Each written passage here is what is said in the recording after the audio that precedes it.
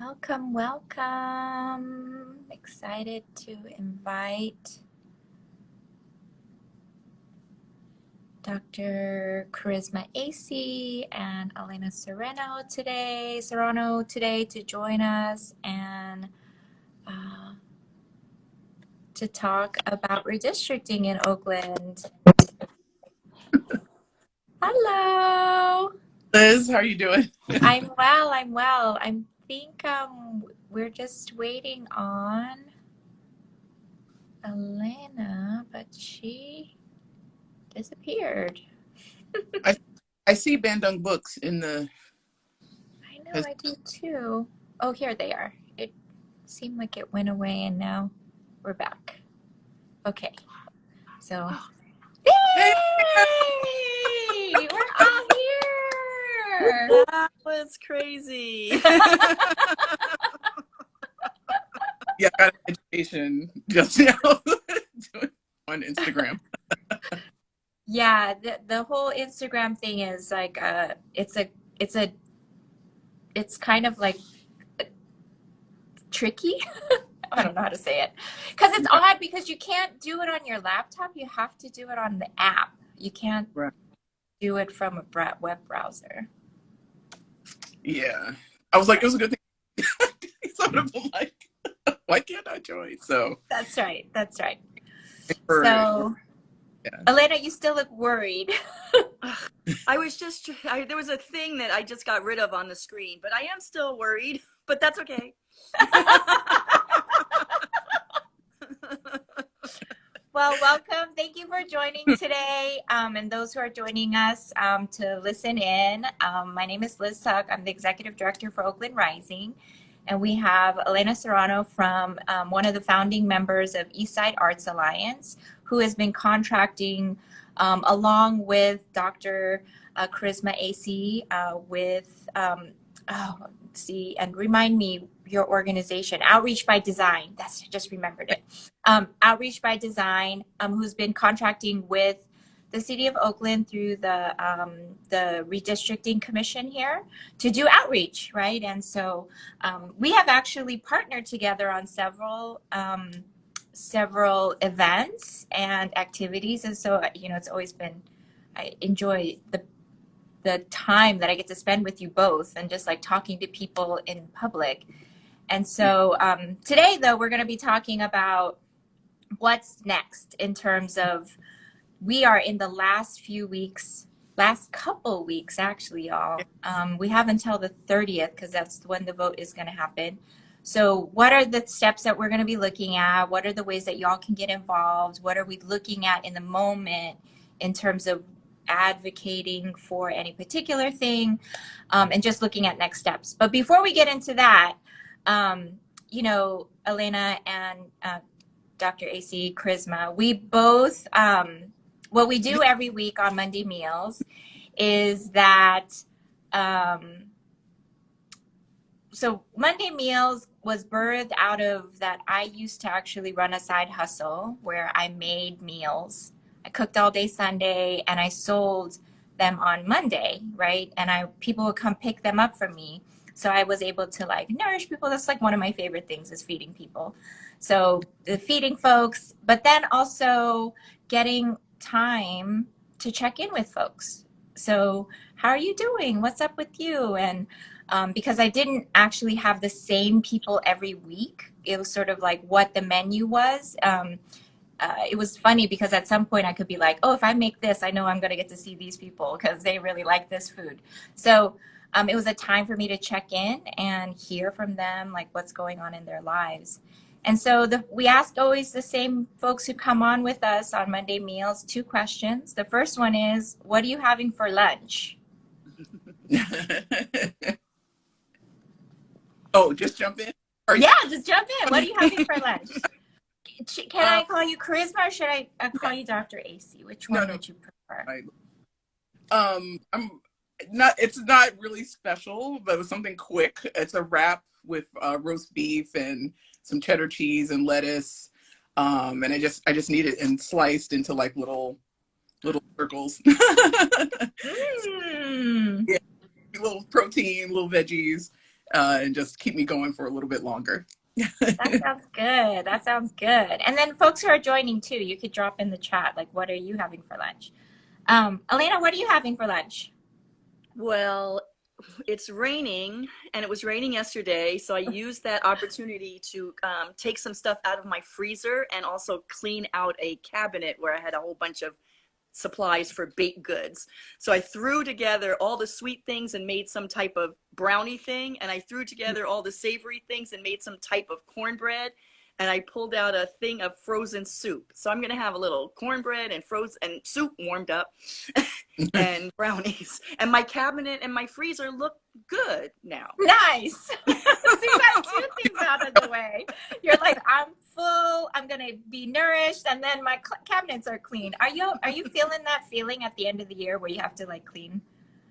I'm like, I need to settle into my house, set things straight. Yeah, I want to clean up my cave and go in there and hibernate for a little bit and wake up refreshed and ready for 2022. You said with cave. just a couple of redistricting commission meetings interspersed in there. After the vote on the 30th, before it's the 2022. That's right. So I made curry last night. I made like a veggie curry for my kids. And I hadn't done it in a while, but I made black rice. You mix it, it's like a black sweet rice, and you mix it with white rice, and it makes it nice. It makes it slightly sweet, and it turns everything purple. So I'm kind of looking forward to eating it for lunch, and feel that warm, because I walked in that rain this morning. I forgot my umbrella at home, so I got soaked. So I'm looking forward to something warm. So the other question we ask everybody is, we ask folks, what are the ways that you nourish yourself? So I don't like to do that whole hashtag self-care thing, because I feel like it's such a one-off thing.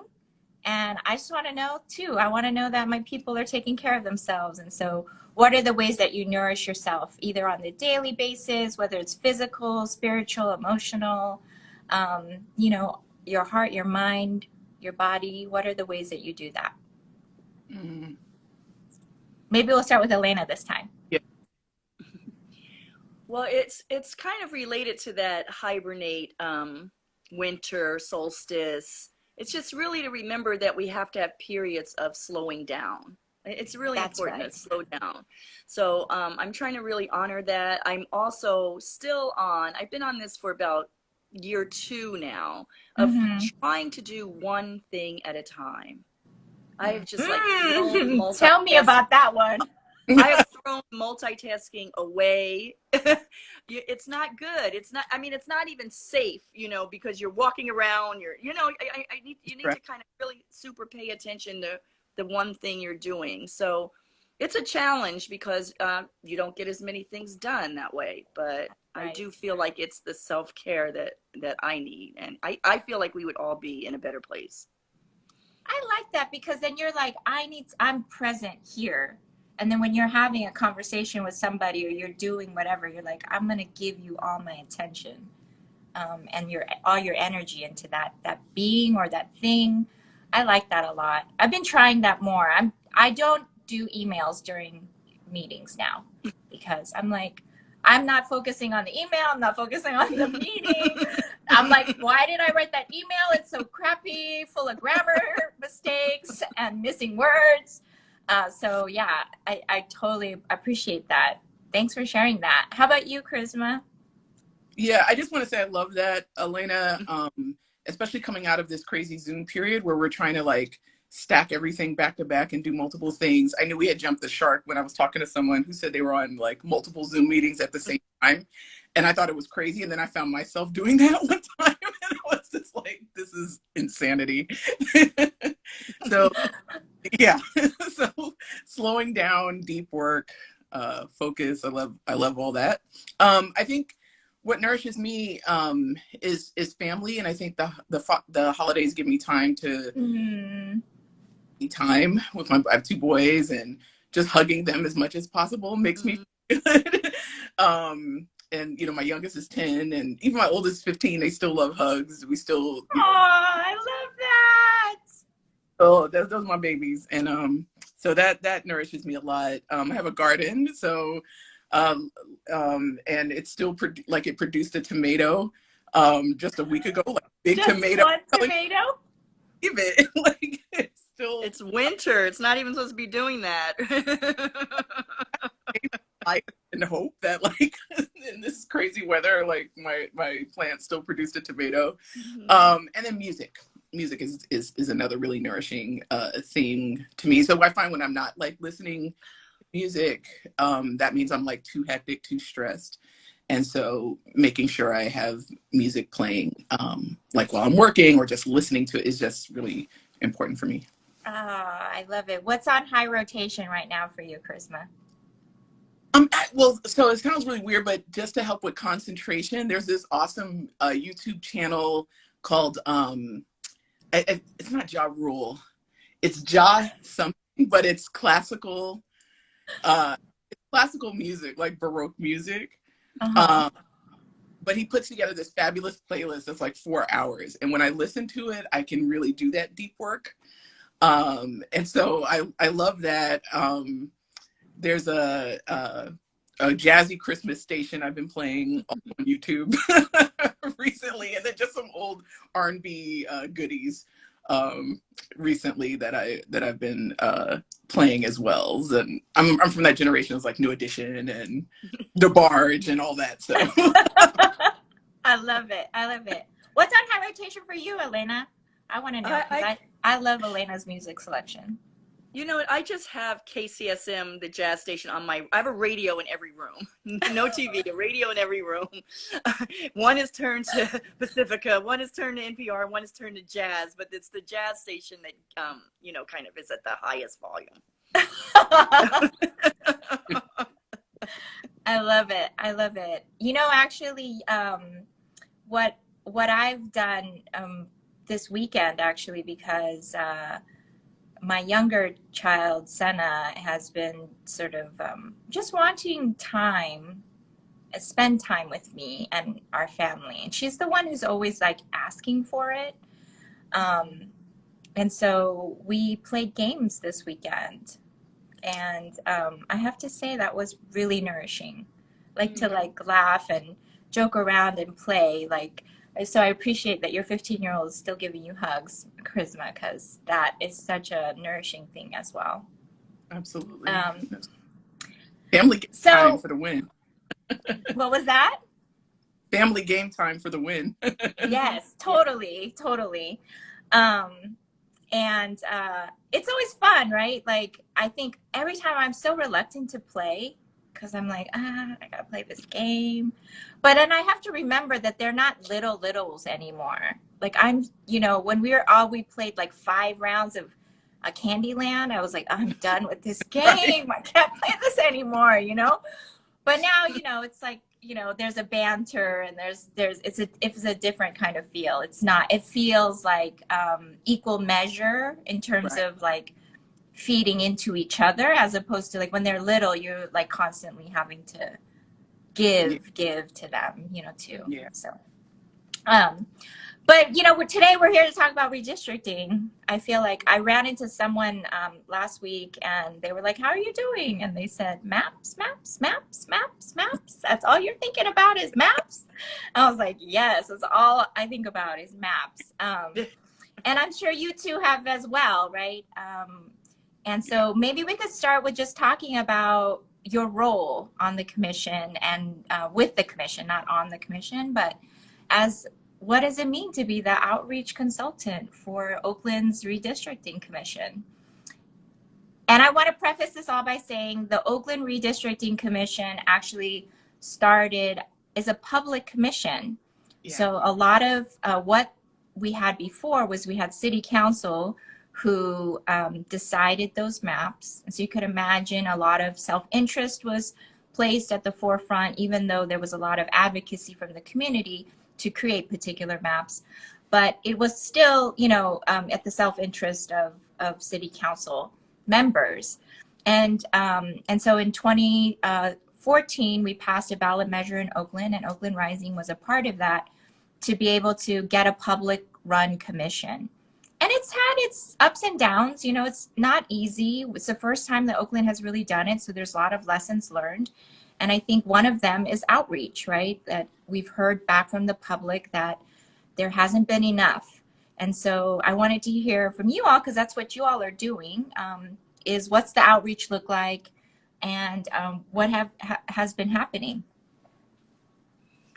So I'll open with just a little bit about Eastside and how this kind of meshes with our Yes. philosophy and our mission. And we have a cultural center in central East Oakland at International and 23rd. And that neighborhood, that San Antonio neighborhood, has been defined as one of the most diverse in Oakland, kind of with almost equal populations of Asian, Latinx, and African American.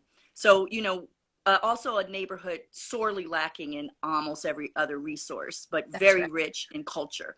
So, you know, that was the principal idea of having a cultural center where folks can come together and celebrate the asset that they have, which is this cultural power, and also work to find ties between each other and connect with movement building organizations and actually build power to affect change. That's right. So kind of coming into this redistricting process, with this being the first year that it's in the hands of residents, and working with the commission, and the commission really trying as best they can to listen to what they're hearing from residents.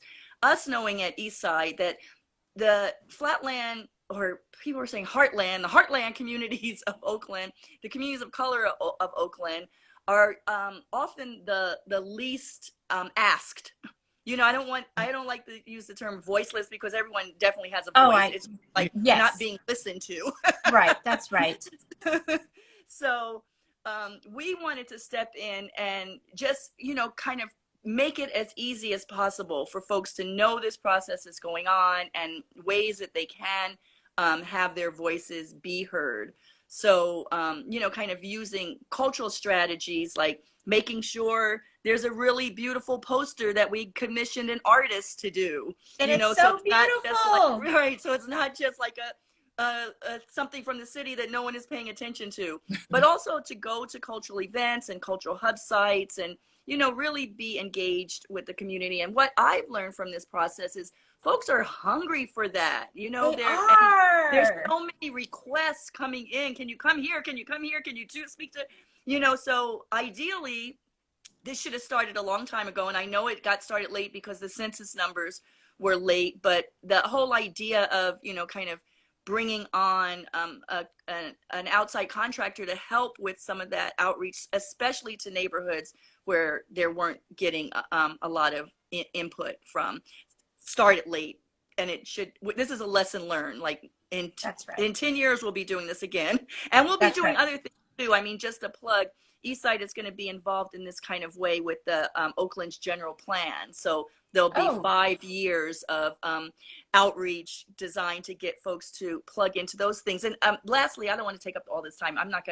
I just want to say a big part for us, I feel like, is connecting folks to people and organizations that are continuing that work. That's you know, right. Like making sure that when they come in this process around redistricting, which will be over on December 30th, but if they're engaged and they want to keep working, there's Oakland Rising, who is continuing to do this work, you know, and if it's on different issues, you know, like we'll be doing some stuff around environmental justice, and plug into the West Oakland Environmental Indicators Project, you know, plug into these entities that are going to continue to do the work. And that is how we'll continue to have a voice and power in making these decisions. I love that. I love that it's not just that you're not just thinking about it as like a one-off thing, that actually this is one part of a larger process in terms of our engagement with the city and our involvement with the city and the direction of the city. So I really appreciate that. I appreciate the shout out to Elena. I love Eastside.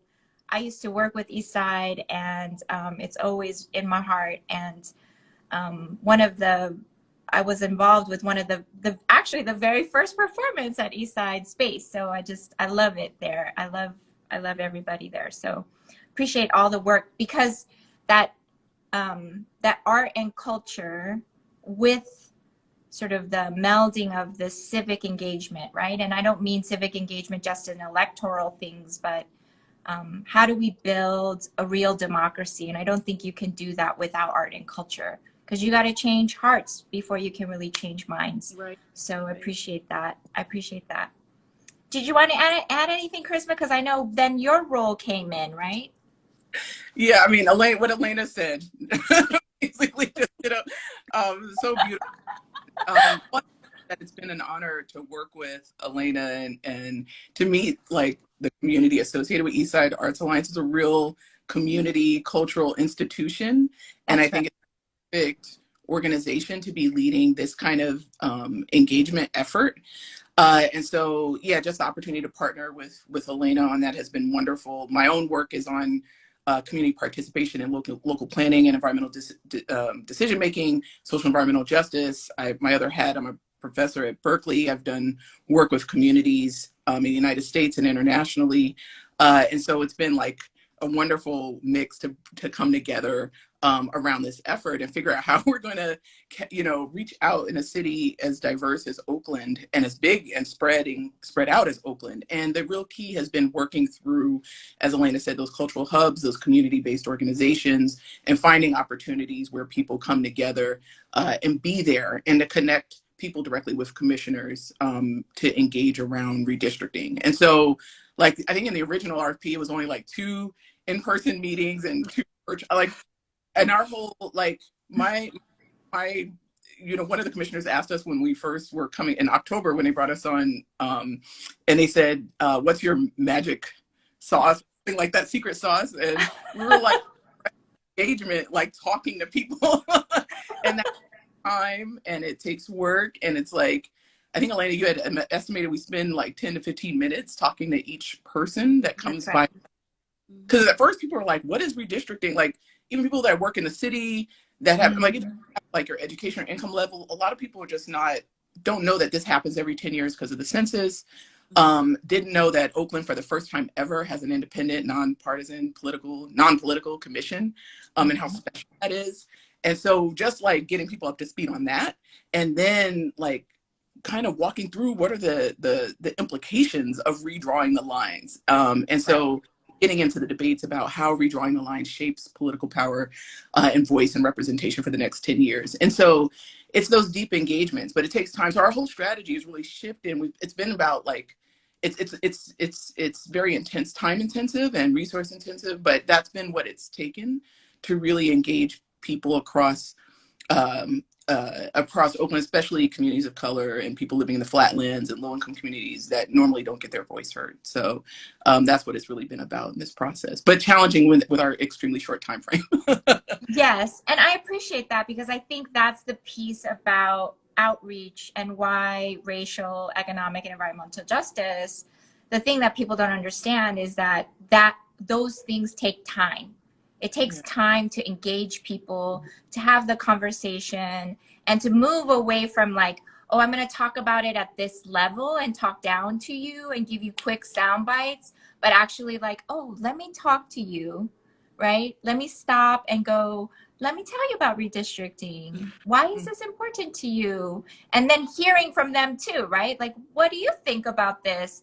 And then hearing back, like, actually, this is where I live and this is where I go to school. And I think that ultimately that is the beauty of the process too, is that you actually get to hear people's stories, right? Because they're like, this is where I shop, right? Like we did several redistricting town halls. We're going to do, our 5th one is tomorrow night. And we had Juana Flores, who is the executive director for Mujeres Indígenas Activas, join with me and like do some mapping live, right? And she talked about how the members of MUA did outreach in San Antonio. So MUA's idea of what San Antonio neighborhood was really large.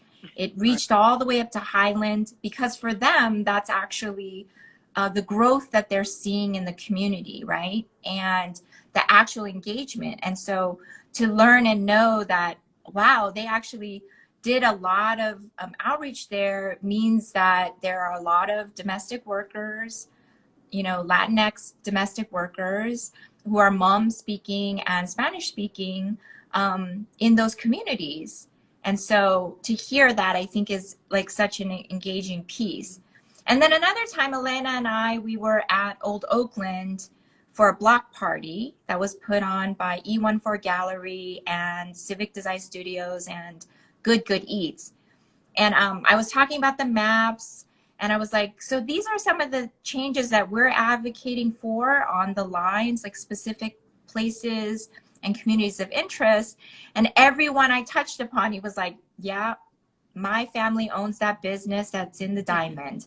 My family, I grew up in East Lake, but I live now in 77th and International. So it was like really interesting to like hear the role that their family has played in like the history of Oakland and how important it was for them to like know that that this process was going to impact them really directly, right? And that they felt empowered to like, oh, I can actually go tell someone this and not worry or think that it's just some elected who might pawn me off, or that actually it's folks like them who are hearing them, like the folks that are on the commission. So, so tonight there's a redistricting. Were you going to say something, Charisma? Well, just two things. I was going to say that you brought up really interesting points about the neighborhood boundaries, because that has come up, and maybe this is going to be the next thing we segue into, because, the technical consultants are using the maps that they've been given by the city, and boundaries don't necessarily conform to how people understand their neighborhoods and how they've changed dynamically. And so why that community input for the commissioners who are volunteers, who are serving and doing their best, why they need to hear from the public so much, because, the consultants, there's been this like debate over whether or not they're responsive to some of the public input around, keeping certain communities together, like Laurel, the Diamond, Bartlett, all that stuff. And then, they've done it, and then the public is still not happy. And it's like, well, we're using these maps we have. So tell us what to change, and so that's why is really important. And then just that deep history that is in Oakland, like the fight for district voting as opposed to at-large districts, and how with the Black Panther Party and the first mayor of Oakland, like there's just such a rich history around this that has come out from these conversations, and people are really bringing that history into this conversation. I think has been really important too, for the commissioners to really understand what's needed going forward. Yeah, and I think, well, and so for any young people who are out there, we need more topographers who know Oakland, because we had these topographers who were like, so Fruitvale is included in this district, and we're like, Fruitvale neighborhood is different than Fruitvale Avenue. And then he was confusing 27th Street with 27th Avenue, and it was like, what? So there was I think that's part of it, is like who owns that knowledge, right? And how then that's conveyed. And so knowing like the video that you all made and the posters and the actual engagement with people, I think is the heart of, who Oakland is, and really speaks to like what it is that we believe in, that we are really all in this together, and we're really looking out for each other, and we want the best for Oakland. So tonight is a redistricting commission meeting, and today is the last day to give input on what is called communities of interest.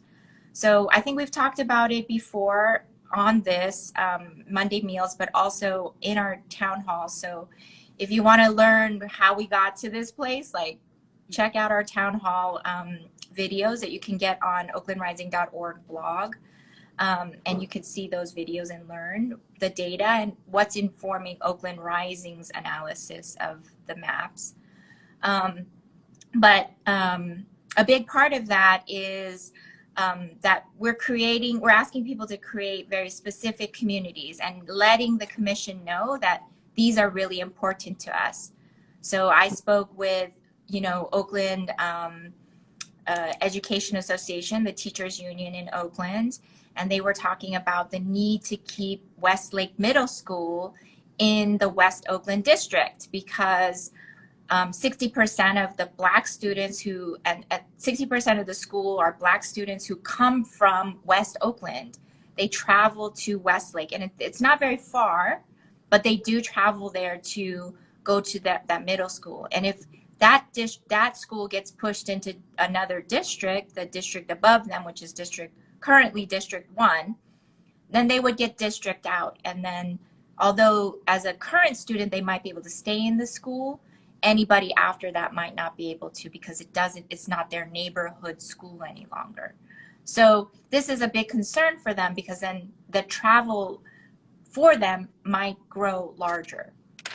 Because in Oakland, for Oakland public school students, they can go to any school in the city that they apply for, but most students that live in the flatlands, they apply to their neighborhood schools, right? And so because of public transportation, because of access, because of no one told them that they can actually apply to any school in the school district. So these are things that that we see the disparities. And so sometimes, like, creating a community of interest allows you to maintain your neighborhood, maintain your access to those resources, and then also maintains your access to representation that looks like and hears and talks and speaks and experiences Oakland like you do. And so, but can you tell us what's the deadlines? Because I think I got confused because I asked the city administrator what the deadlines were, but can you go over that with us again, Charisma? Yeah, so tonight is a really important meeting because the commissioners will be doing their best to choose a final set of map options for public comment over the next 2 weeks. And the idea is that after tonight, the lines will not change, won't change much, like even at the meeting. So what has happened is the last meeting, they narrowed it to maps FHINK. If you go to oaklandca.gov/redistricting, right at the top of the page is the link to the draft map proposals. And I should mention, by the way, you can see a public schools layer now on the interactive map. So just something for the public to be aware of, that was added recently because this also affects school board boundaries. And so the last meeting on the 8th, they did not narrow it down from those 4. And so they did, if you go back and watch the recording, they went across each of the commissioners who identified like what were their key priorities. And they started putting them in a spreadsheet and trying to look at which maps have each of those priorities. So they did convey their top priorities to the technical consultants on Friday. And so at tonight's meeting, we've been told that the technical consultants have prepared some map options for the commissioners, and that there will be some live mapping on the meeting to like adjust any boundaries. So tonight is really important if you actually want to still have a chance to shape the lines. They may have a day or two to refine anything based on tonight's meeting, but there can't be any more changes after the 15th because those final map options have to go up for public comment. And then on the 30th, the commission is going to vote on one of whatever the maps they make public after tonight's meeting. And for the 2-week period, they're going to vote. And so the lines will not change after that. So really, yeah, it's really tonight, and whatever the consultants do to fix that, there won't be any more changes to the lines. And then if they put up multiple options, then you'll just have a choice between those 2 options, or you can give public comment on how you feel about the maps. But tonight is really an important meeting. Yeah, my understanding is that they're going to land on what those general choices are. I think the consultant, the topographer, the map consultants are creating maps for them to look at again, given the criterias and the feedback that they've heard so far. Right. And just so folks know, Oakland Rising has made very specific asks, and we're asking public to call in to support those, because those are included in some of those criteria, but we wanted to ensure that input is being heard and supported by the community. So if you want to check out our blog again, like you'll get to see what those are, and then call in today so that you can let the commission know that it isn't like just me calling in and saying, this is what I think should happen, but that Oaklanders actually believe in this as well. And then my understanding is then the final maps that are going to be voted on will be created and put out by December 15th. And then we have 2 weeks for public to review it and then to provide comment on it. Do you know how that comment is happening? Because I know that there's no meeting between tonight and the 30th. Yeah, so members of the public can still, so currently there's, 4 ways you could give comment, which is, coming to the public meeting. That's going to end after tonight, or you come on the 30th. You can send an email to Corey Alvin, who's the city planner, who's been part of this process from the beginning, supporting the commission, and that's at calvin@oaklandca.gov. And so any emails sent to Corey become part of the public record and count as official testimony. So that's another way. And then there's a survey online. And even though it's still asking for communities of interest, there is an open comment box. And so you can use that to make any kind of comment to the commission. That also becomes public. If you make your comment by 4 o'clock today, the commissioners will see it in time for tonight's meeting.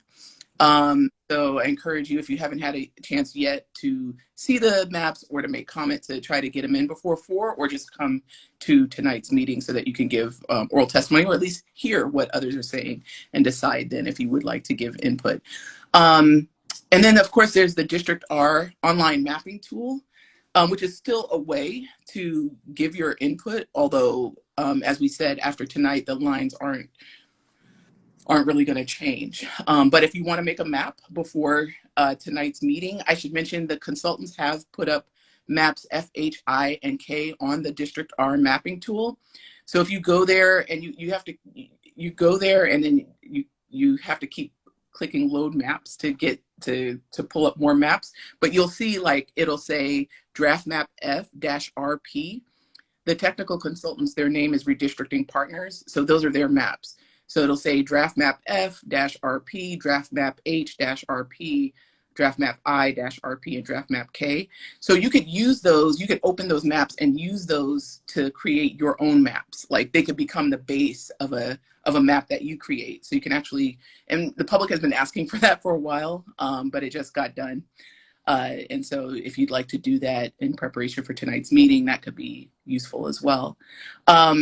We're also advocating for a new survey, for the city to create a new survey and to post it in all 4 languages that just has whatever the final map options are, and ask people what their first choice is, second choice, third choice, and maybe, if there are 3, and give comment. So we're seeking to work with Corey and the city translators to get like a new survey up that in all 4 languages, English, Spanish, Chinese, Vietnamese, with the choices of the final maps, because it'll be confusing, we think, if people go to a community of interest survey when that's not the input that the commission needs right now. So that's what we're advocating.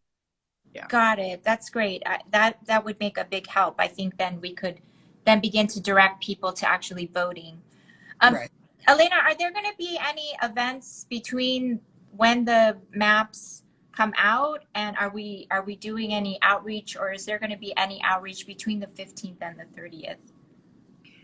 Well, we're going to use that time to do a big social media push, which, we've been doing a lot of in-person stuff up until that point. And I'm not exactly sure if there's things still scheduled out there that are happening in person.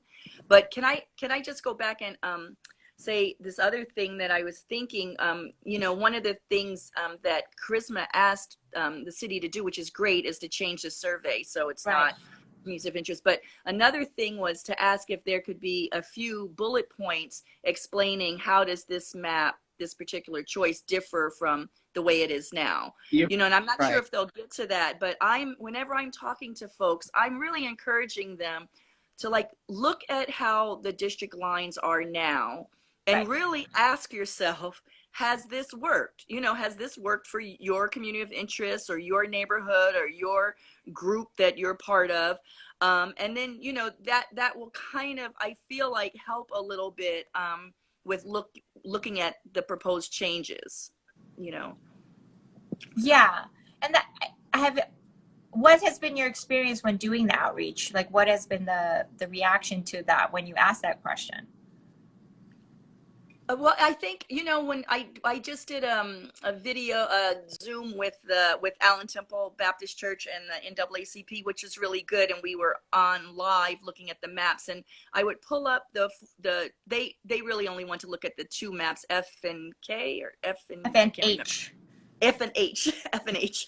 But I would pull it up where you can look at the current district lines, you know, right behind it, so you can kind of see, you know, what it was and what it is now. And it's just, you know, it's just a process of really finding your community of interest, and not really looking at, you know, this is what I learned from the cartographers who are not from here, and that's a big criticism, because they don't know the neighborhoods. But I feel like they do kind of have the overarching philosophy down, right, around how to build power and get a plurality in different districts based on how you draw these lines, and how to kind of go against a gerrymandering way to do things. Is that, you know, they were saying, in all other aspects of our life, diversity may be a good thing, but drawing maps is not necessarily where we need to have kind of a diversity as a criteria. It actually defeats the purpose. Right. And I think that, especially if you lived in a very homogenous place, whatever diversity looks like, that you have room to create more diversity. But we're really not a homogenous place, right? Like, homogeny in terms of like that a lot more folks in Oakland are, you know, registered Democrats, and but the income disparity is huge. Yeah. The racial disparity is huge. The environmental impacts are huge. The impacts of housing, the difference between what happens, say, in the hills and what happens in the flatlands, factually are very different. So yes, we want diversity, but we also want equity. And in order to create equitable situations, you have to create systems for equity to happen. And we can come to a place where, you know, in the future, it feels like, yay, we're all like we're all one Oakland, but like right now, that is not what's happening. Like how it actually plays out is really different. Yeah. I mean, and also when I on the phone with Allen Temple Baptist Church and NAACP, they were very, very focused on Deep East Oakland. That's where the church is.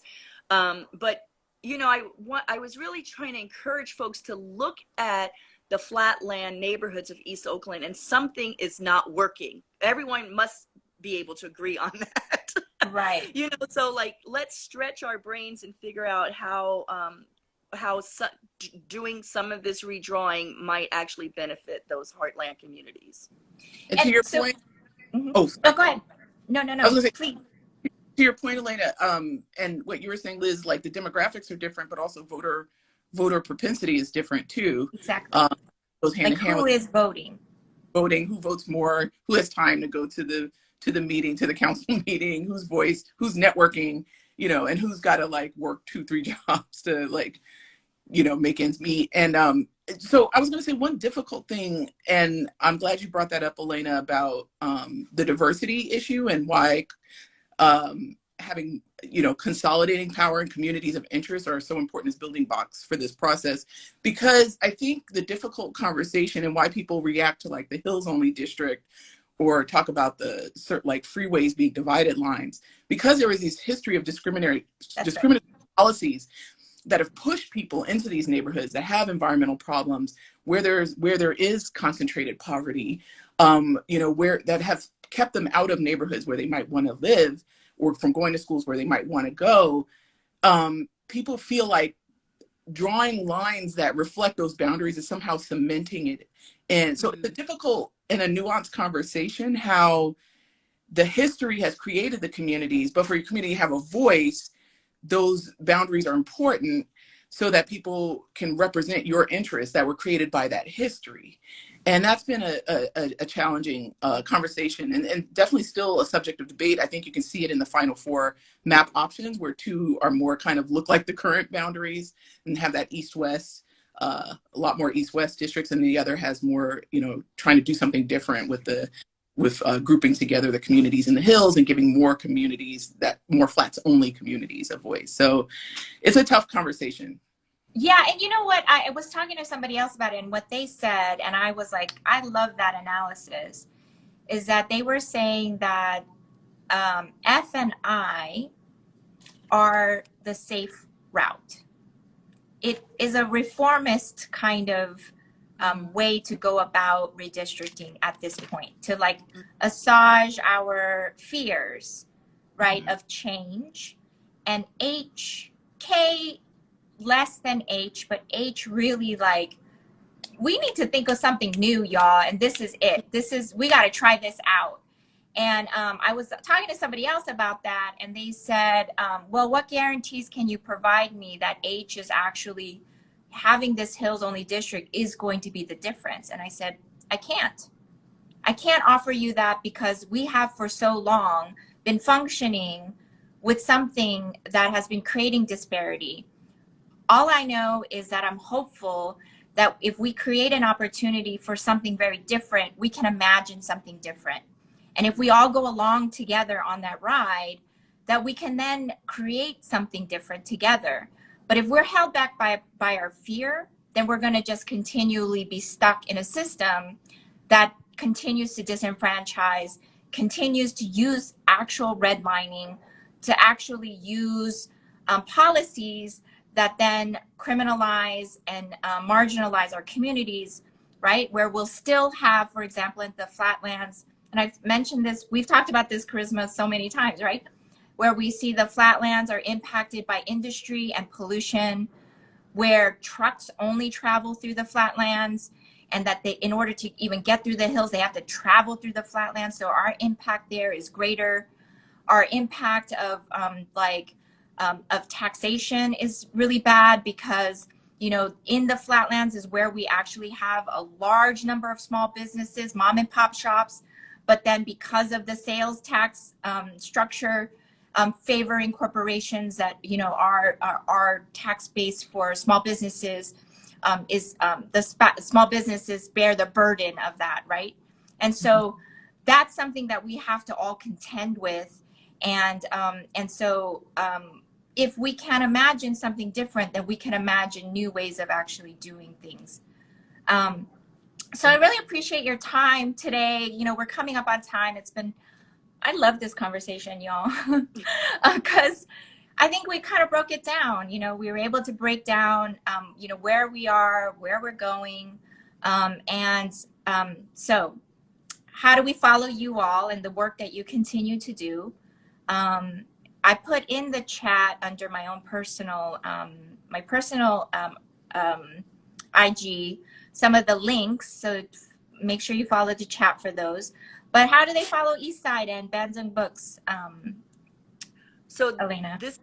This is the Bandung Books IG. I'm not sure if folks see that while they're on it, but it's Bandung Books, and that was something that grew out of our extensive collection of archives, mostly led by Greg Morzumi, like over 40 years of movement history and art and posters from third world movements, local movements, and we just had so much stuff that a bookstore grew out of it. So it's mostly used books, but some new books. So follow that, because independent bookstores and getting that knowledge, and especially that history of Oakland and history of redlining and all of that is really important, that we understand how all that happens, so we can make a change. And then Eastside Arts Alliance, our website is eastsideartsalliance.org.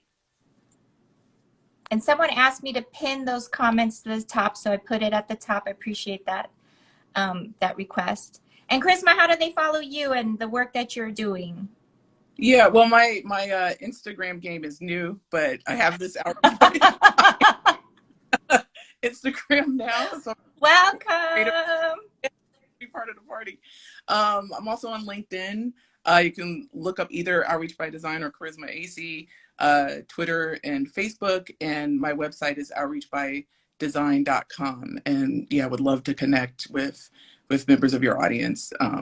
Yeah, and advance social and environmental justice, increase I voice. appreciate you all. Like, so just to let you know, reminder that tonight is the Redistricting Commission. So if you can make it, just know that it's unlike the city council meetings where they actually take public comment after every agenda item.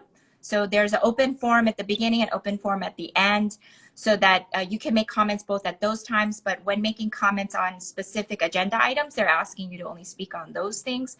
So just to let you know that. And then we're also having a redistricting commission town hall a redistricting town hall tomorrow night from 6 to 7:30. So you can follow Oakland Rising. There is probably a post on IG on that for tomorrow. So sign up so that you can get the Zoom link. We'll have ASL, closed captioning, Spanish and Chinese and Cantonese language interpretation. And we'll be going over what happened at the Redistricting Commission. We won't have another redistricting town hall until the 28th, which is the couple days before the 30th vote. And I'll try to do another Monday Meals IG Live right before that as well, so that folks know. But if you don't see that happening, because I need a break as well, I need a holiday. But if you'll just follow Oakland Rising, you could go to our website, join our newsletter, our e-blasts. You can also make a donation because this costs money. And then also, just follow the work that we're doing. You can follow any of our social media on Twitter, on IG, and then on Facebook. So thank you for your time. Can I just say, someone asked if the redistricting meeting is Zoom, and it is via Zoom Yes. on the website. Oh, thank you. You can see the click on the agenda, and the Zoom link will be inside of the agenda. Yeah, and it's really easy, actually. If you just type in Oakland Redistricting Commission into your search bar, then it will pull up immediately that website, and you can find any of the meeting information. The Zoom links are available there. Cool. Thank you so much. Have a wonderful day. And I will see you on the commission meeting tonight. I should be presenting data, y'all, I think. Yes. I'm Awesome. on the agenda, I think.